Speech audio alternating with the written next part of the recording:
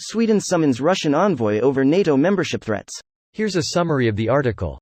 Sweden's foreign ministry said on Wednesday it was summoning the Russian ambassador to Stockholm over threats concerning the country's NATO bid.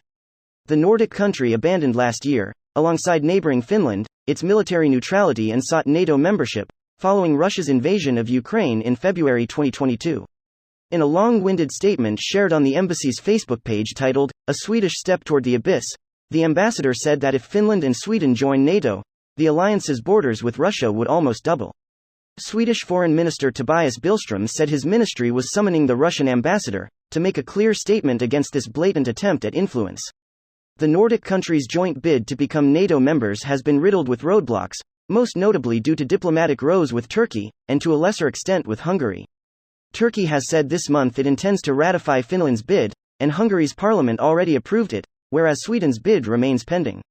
For a new country to join the alliance, all 30 member states must unanimously approve its bid. This post received a score of 8,500, with an upvote ratio of 97%. Here are the top comments in response to this article. Of course Sweden will want to join NATO since Russia keeps invading non-NATO countries. WTF did they think was going to happen? Threatening them is just going to make them want to join even more. They were even on the fence after the Ukrainian invasion, right up until Russia started threatening Sweden with, "Don't even think about joining NATO, or else." Russian diplomacy is so embarrassingly incompetent and childish. It blows my mind that these toddlers are able to have functioning embassies and diplomats in civilized countries.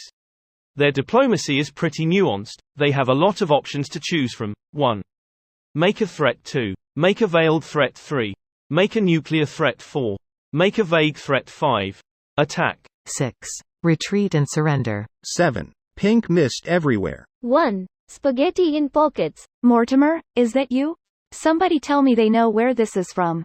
I'll die happy. I do beg your pardon, we are in your garden. He's the kind who would do it too, but not the Bob kind of Mortimer. Would you like me to crack an egg in your bath for you? I'm really curious what happens in those ambassador summonings. What kind of questions are asked and how are they answered? I'd like to see one of these televised. Well, Foreign Ministry sees this as interference and per the article is basically summoning him to make a clear statement against this blatant attempt to influence. So probably something along the lines of take it back or we'll kick you out.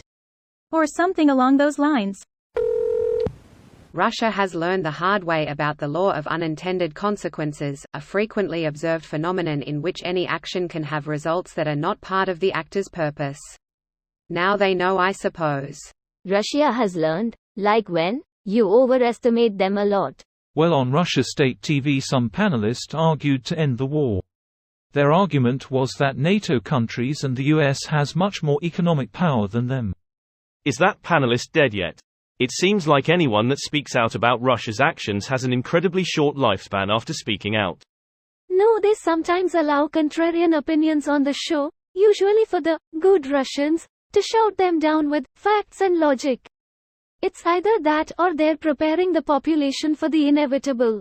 I'm worried for the second option. My friend in Russia says the news are spreading a message that the meaning of life is to sacrifice for the motherland and that life has no meaning but death and that it's futile to delay it. How is that working out? This video was automatically created by Reddit to speech. The article and comments in this video were selected from Reddit according to their upvotes, and any paraphrasing was performed by smmry.com, without any human intervention.